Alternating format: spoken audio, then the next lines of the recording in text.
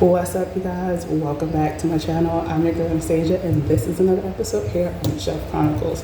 So today I am definitely keeping it real basic, and I'm going to make you guys a classic cake, a classic yellow cake that you can use right at home. So as you grow and you progress on, you can definitely change it, create your own, use the same basic ingredients that you have at home, but make it more elevated.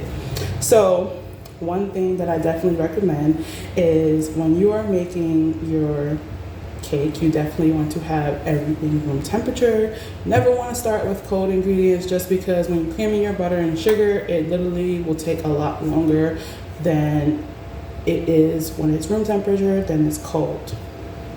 Another thing I definitely want to talk about is when you are making a yellow cake, you definitely, or whatever cake you're making, you definitely want to think about your filling that is going to be inside your cake, whether it is like a simple chocolate ganache, or it could be like a fruit filling, anything.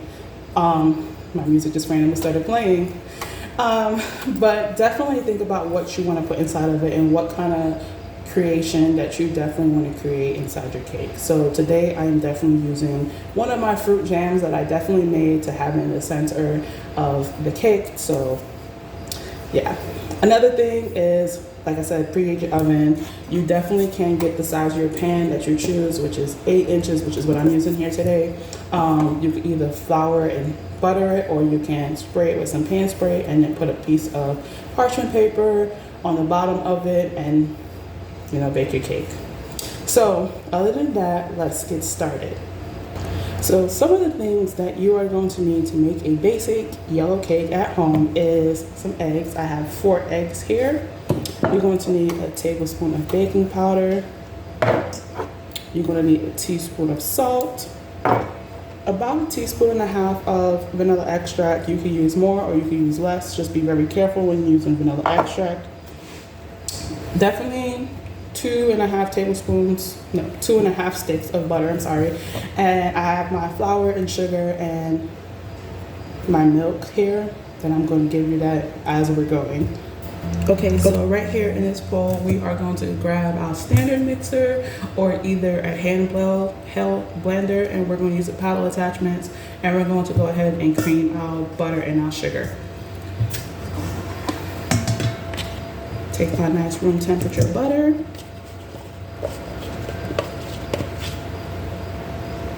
So for our sugar, I definitely use 1.5 cups. So this process can take anywhere between 5 to 10 minutes, depending on if you decide to use your handheld blender or your standard mixer. You want to definitely cream this butter and sugar until it's light and fluffy. And definitely on a medium speed.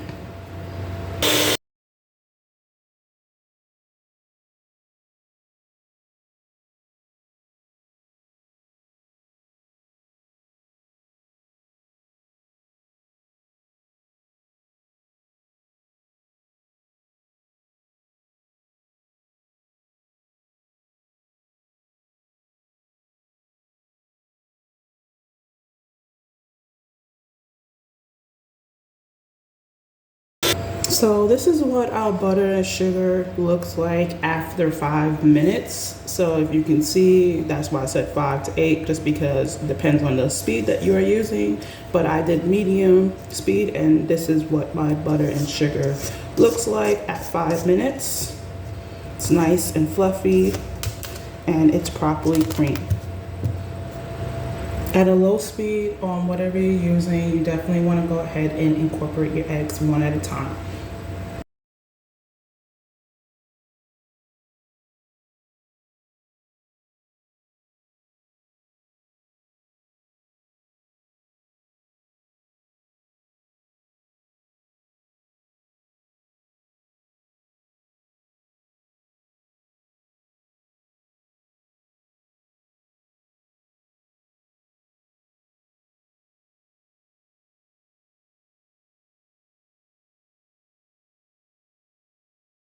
So once it's fully incorporated, you should have like this nice yellow color from the egg yolks and the eggs being inside there.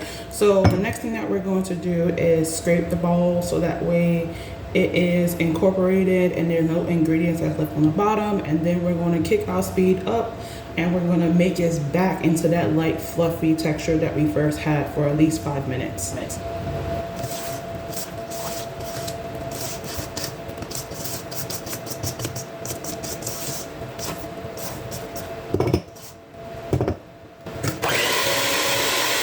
So as you can see, it's nice and light and fluffy again, and it took about 3 minutes on medium to high speed, but I did medium speed, so it's nice and fluffy. I definitely scraped at least once or twice to make sure that they were incorporating the ingredients. Once you cream your butter and sugar, definitely set it to a side and take your 3 cups of flour and your tablespoon of baking powder and your teaspoon of salt. And you want to make sure that you sift these ingredients and then set that to a side as well.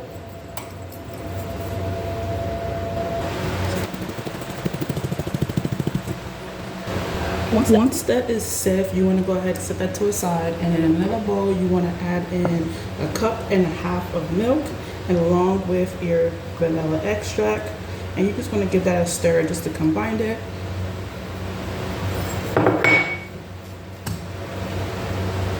Okay, so once you have your sift flour and salt and baking powder together, and then also your vanilla extract and your milk mixed in together, you definitely want to do an alternating process with your mixer on low speed. So we're going to do like about 1/3 of our dry ingredients on a low speed.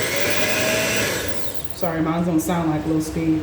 And we're just going to combine in about 1/3 of the flour mixture in here and mix it. We're going to keep doing this process until we end up with the last ingredient should be dried. So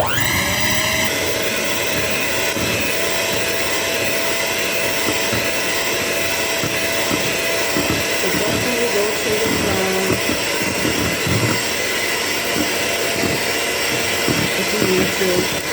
One tip is when you are doing this process and you do end up with the dry ingredients last, you definitely do not want to over mix your batter.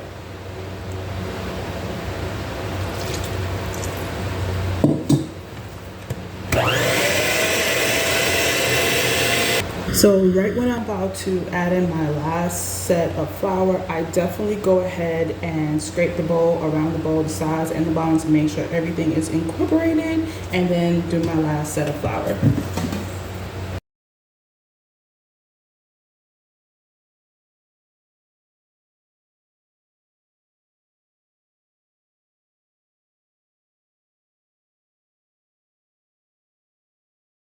Okay, so once that is done, you definitely want to scrape, make sure and incorporate anything that is inside on the sides and on the bottom again, and you should have your batter. So now we're going to definitely go ahead and add our batter into our cake pan. You don't want to add too much, just enough. You always want to leave like about 1 inch there.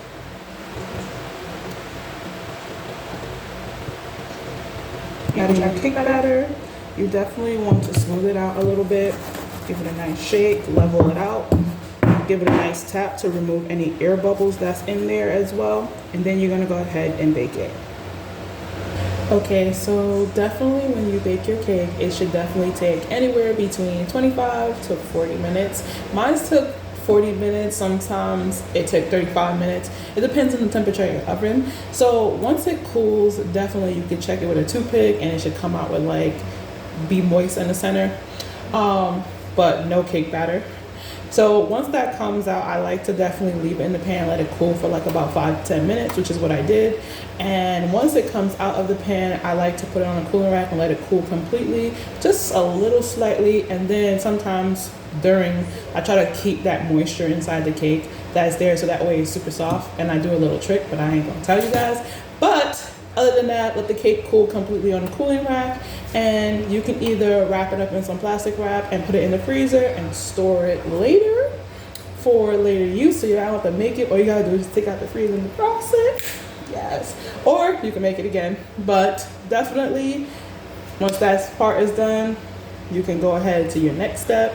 So, okay, you guys, definitely, once your cake is definitely done baked, all you have to do is go ahead and you can chill it or cool it on the counter for room temperature until it's completely cool, or you could just chill it in the fridge until overnight and then go ahead and work the next process. So as you can see, I have my cake here that I baked on 350 degrees, and when the cake is definitely done baking and it's cool enough to touch, you'll definitely feel like this sticky substance that's on top, and that sticky substance is basically a ballooning. So it comes with all cakes, whether it's chocolate, vanilla, red velvet, sponge cake. Every cake that comes baked out of the oven always would come to the sticky substance. But then if you notice, a lot of bakers definitely remove that sticky substance and then also add simple syrup on top of it. So the simple syrup is just to make the cake more moist, and it definitely is to make the cake more sweeter. Everybody has their preference. Sometimes people don't use it, some people do use it, but the more you grow, the more better. So enough of that. So definitely get your serrated knife and definitely wash it off after you sharpen it or whatever you're using. Definitely get some hot water and keep it near you, and definitely go ahead and cut the cake. So what we're going to do is remove the top, and we're going to remove just a little bit of the bottom. So to do that, all you need to do is just basically take your serrated knife and just definitely score it. And you want to look at your cake first before you start scoring it, because you don't want to take off too much where you can't make it into 2 layers. But this is just a practice demo for you guys of what I am doing with this one. So definitely take a nice hot knife, and we're going to just basically find a location, make sure your knife is really flat, it's not at a certain angle. And once you find the mark that you are definitely looking for, what you're going to do is definitely use your turntable, and you're just going to basically score it all the way around, keeping that same motion. You're not sorry, just go around. Okay, so once you do that and you go all the way around, you definitely still want to keep your knife at an angle, and you still want to go ahead, and now you're just going to let your knife do the work. You're going to basically just go ahead and just allow the knife to gently saw into the cake just to remove the top. Now, you want to also look at it, like I said, because if you look at it, you can tell how much, cake you're going to remove off.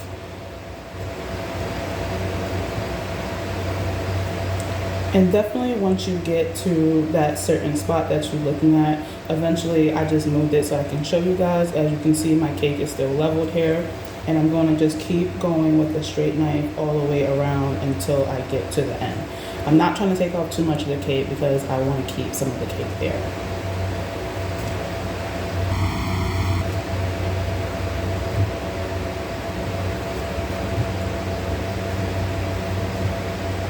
And definitely play some music when you're doing this. So every time your knife starts getting that sticky substance, you definitely want to go ahead and reheat your knife so that way it can get that nice smooth consistency on top of your cake. So as you see, I did that off camera, and I'm just basically trying to gently remove some of the cake substance. So keep doing that process until you get a nice flat surface on top. So once you definitely remove the top and the bottom is optional, but some people do like to remove the bottom as well. But I remove the top and the bottom, as you can see. Bam. So definitely you see some bakers that definitely will remove this excess right here. You could definitely do that, or some bakers do keep it. That choice is up to you. But I am going to show you how to cut the cake just the same way we did the top and the bottom. Is the same way we're going to do to get an even 2-layer piece. So as you see, I'm doing the same process that I did with the top and the bottom. I'm just basically scoring it and going around in a circle. Not cutting it too deep where I'm sawing it in, but I'm cutting it enough where I can go back around with the same knife and with the knife being in the same position, it will be able to find the spot that I definitely cut before. So just keep going around.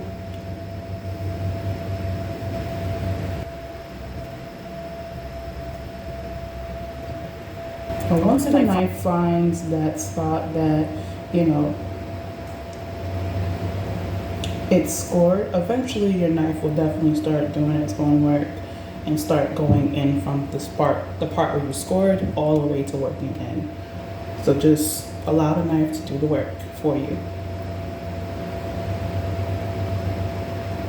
So as you see, I found my spot here.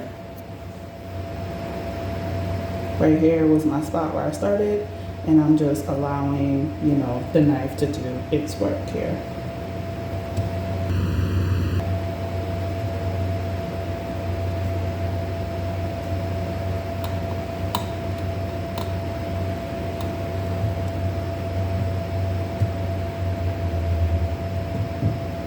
Working its way through, as you see, it's going inner. And my knife is still the same, it's not angled a different way. So I'm gonna go ahead and finish cutting this cake off camera.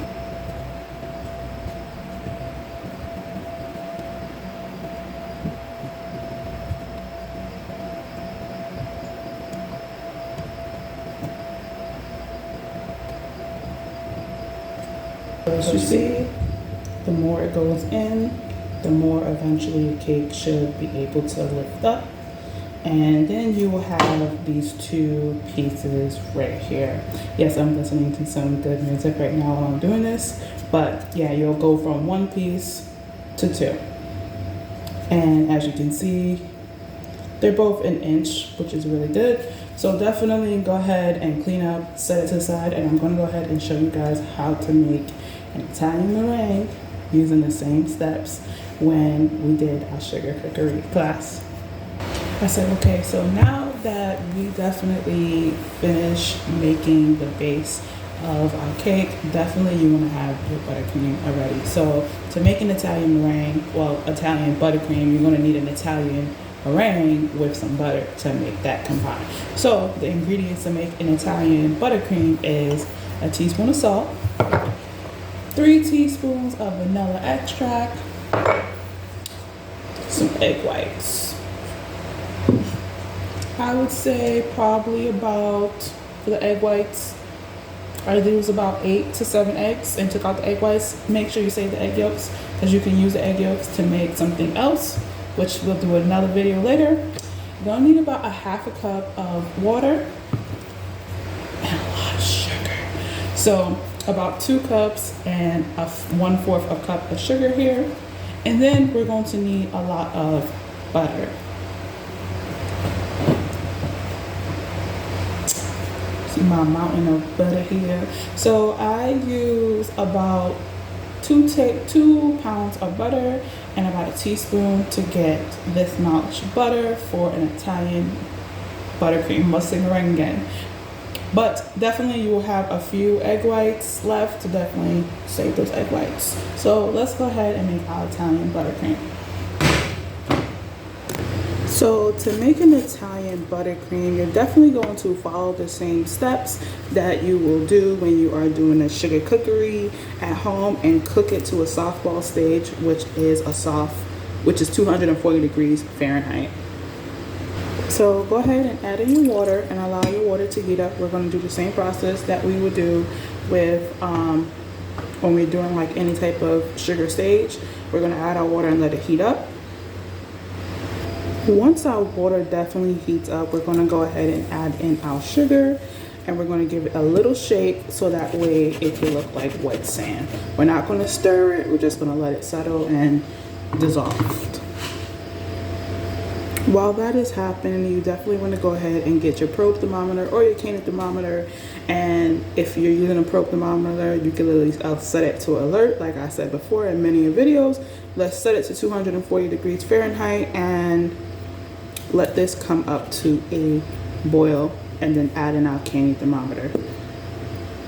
And also to avoid crystallization, we definitely do want to have some water and a pastry brush and just gently wipe around the sides of the bowl, as we're going just to not have any crystals coming and forming on the side. So to do that, all you need is a pastry brush, like I said, and some water, and just gently go around the pot while the sugar is cooking. You don't want to dip the pastry brush in the sugar because it can come up on the sides. You just want to definitely clean around the pots. Okay, so while the sugar simple is going, you want to definitely get your egg whites to a soft peak or frothy, just to help get that part going before you add in the simple syrup.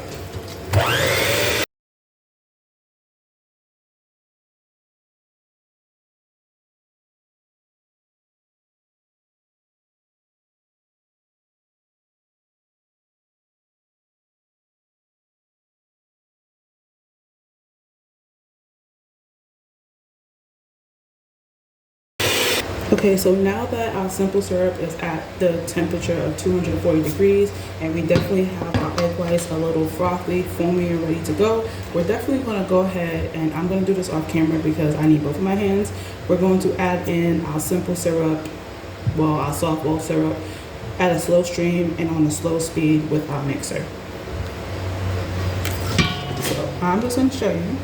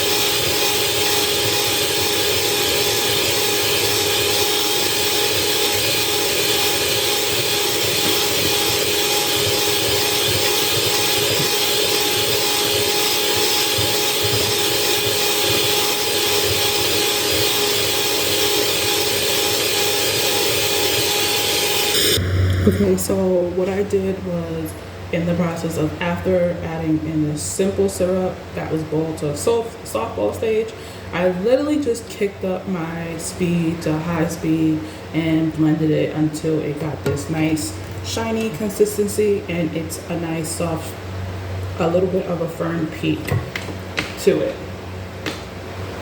So after that is done, and it's definitely cool to touch when you put your finger in it, it's definitely cool to touch. You don't have to really worry about it being warm or anything. The reason for this is because you don't want your butter to go in while this product is still warm. So I definitely checked the size of the bowls, as you can see, and I was doing it, and I also stick my finger in it to make sure that it was cool to touch. So on a low speed, you definitely want to go ahead and add in your butter. This process will take a little bit of time, so be patient, listen to some music, and have some fun.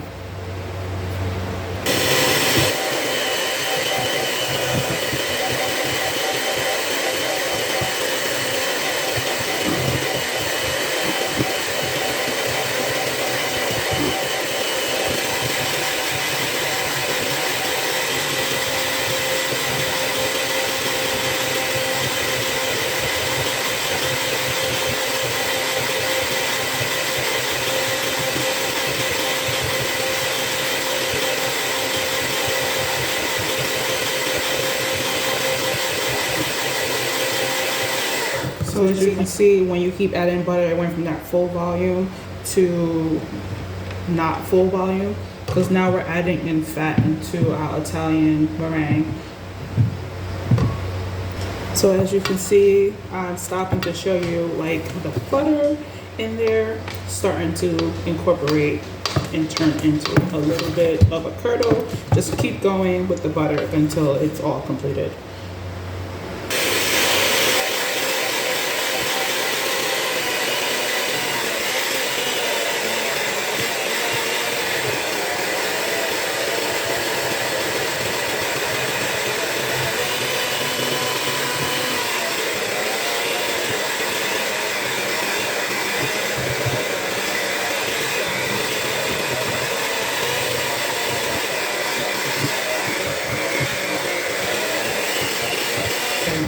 that definitely, when I did this, was let you know that that was the ending of my butter that I had cubed. And this is what our buttercream looks like. As you can see, it's nice and smooth. There is definitely no chunks of butter. Definitely at this stage, you definitely want to just like gently scrape down on the bowls and make sure any butter that did go up, and scoop it down. Also scrape the bottom just a little bit, just to make sure that everything is incorporated, right? And you're gonna whip this up a little bit, like high, for like about a minute. And you see our thing is, our buttercream is nice and smooth as well. I've used my spatula, but we're just gonna whip this up for a minute, just about 30 seconds to a minute, to just make sure that there is no butter chunks that is still sitting there.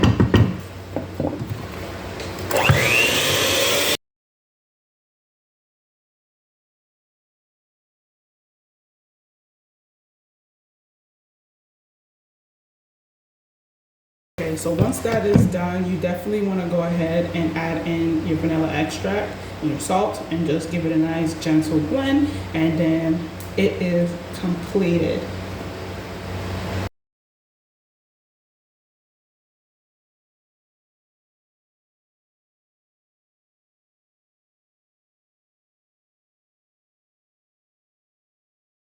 Okay, so there we have it, our nice, beautiful, smooth Italian buttercream. If you definitely want to go ahead and add in like another flavoring, you definitely want to make sure like the chocolate, for example, is melted. You can use caramel, but you have to make sure it's literally completely cooled and melted before you go ahead and add it, incorporate it as well. You would add it in this stage.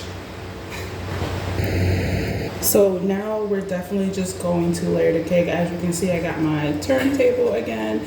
I put like some buttercream on the bottom so that way the cardboard won't move. And I also put some on top of the cardboard so that the cake won't move. Now, definitely when you are making a cake, you definitely want to think about the components of what is going to be inside of your cake. You definitely don't want to overdo it. You definitely want to keep it super simple and basic, and you definitely want to know which kind of buttercream that you're going to make, which is either Swiss, Italian, American. It doesn't matter. You just gotta know which one you're doing, because like if your cake is not sweet, you definitely, and you don't have anything that's sweet inside there, you definitely want to add like simple syrup right on this part right here to like bring it more moist and give it a little bit more sweetness. Or you can just choose, you know, a buttercream that is more of sweet. Italian buttercream is definitely not sweet because of the fact that I chose this one. We literally are using a sweet component. So go ahead, put some simple syrup on it. So at this stage, I'm just basically, because we're using a filling, I'm basically going to create a border around my cake, just so that way my filling doesn't fall out. But when we make like a sponge cake before, the blooming that is on the cake, you literally can just go ahead and use that as a sticky substance to hold it, but you still want to have something to protect it. As you can see, I didn't fill my pastry bag too much. I'm just gently creating a nice border. It doesn't have to be perfect, but just enough to go around the cake.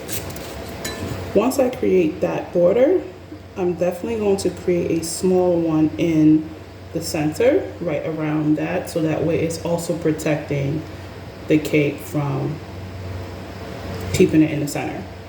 I'm sorry, keeping the filling from falling out. Right? So now that I have my border and that, I'm just going to use the center here and put in my filling that you choose. It don't have to be this. You could literally just use buttercream and just cover the whole entire cake. So I'm going to definitely add in some of my component that I want to in the center, and I am going to use my offset spatula just to spread it around.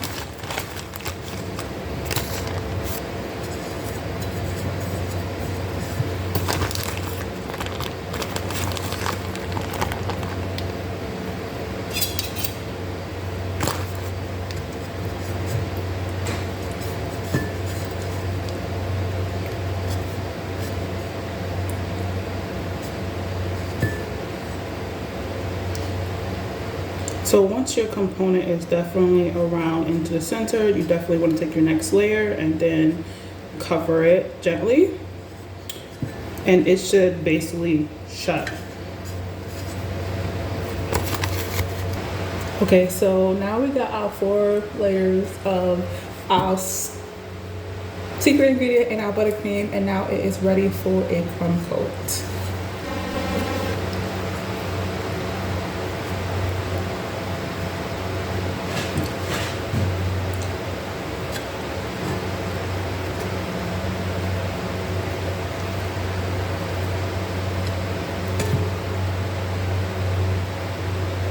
At this stage, I'm just adding it, and then I'm gonna use my bench scraper after to clean it up.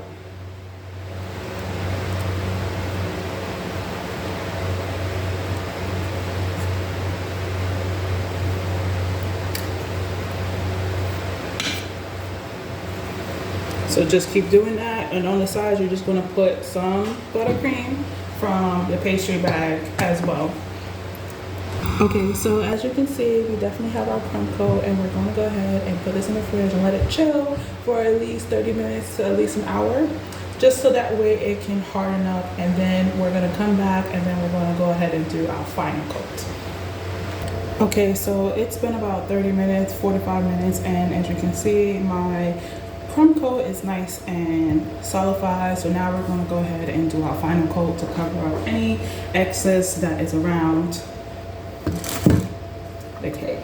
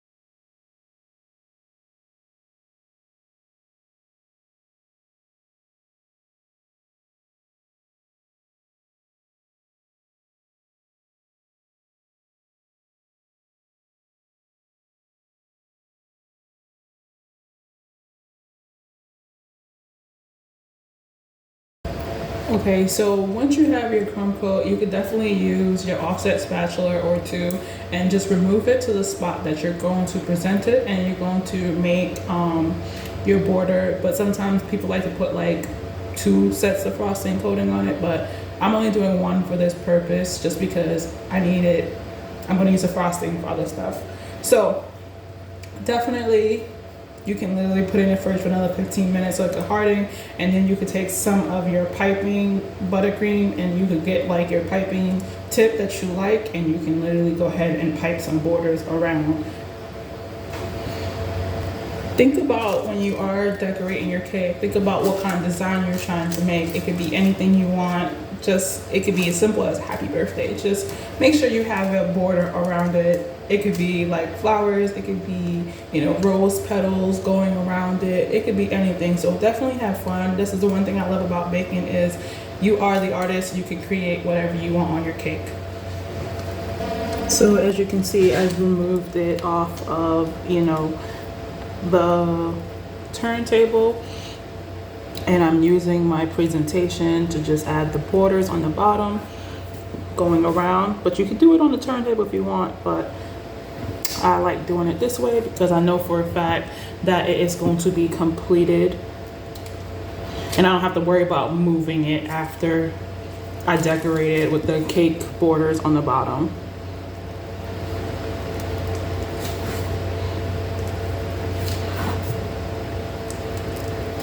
So I'm just doing a nice beaded board.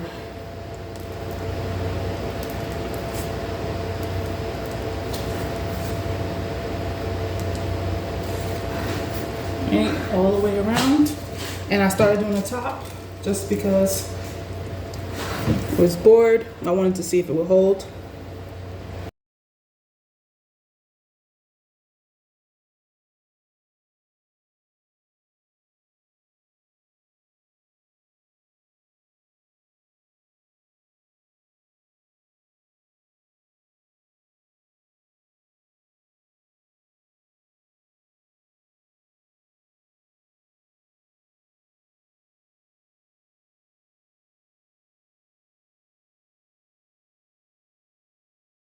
see I have my nice borders around. Now I'm just going to put something in the center like happy birthday or congratulations, whatever you decide to put. It could just be as simple as a flower.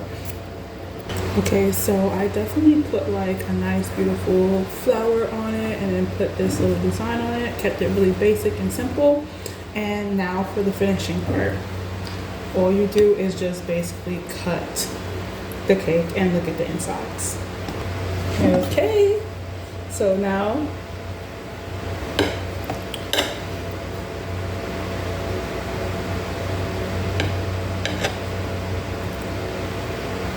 make sure you cut above the board.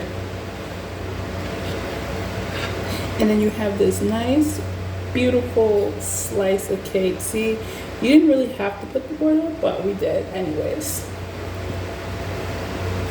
So this is what our cake looks like on the inside. Definitely, you could lighten up the board if you like. I just did this just to show you guys how to keep the jam inside, but definitely store it away, enjoy it. So definitely have some fun with it, get some creative with the cake and make whatever you want on top of it. That is the fun thing, like I said, about making the cake. You can do whatever you want on it. That's because you're the artist. So all in all, that is the end of how to make a cake, from basic the beginning to making the buttercream to assembling and then to finishing the product and getting it ready. So I hope you guys like this episode. Please don't forget to like, share, and subscribe for more content. Peace.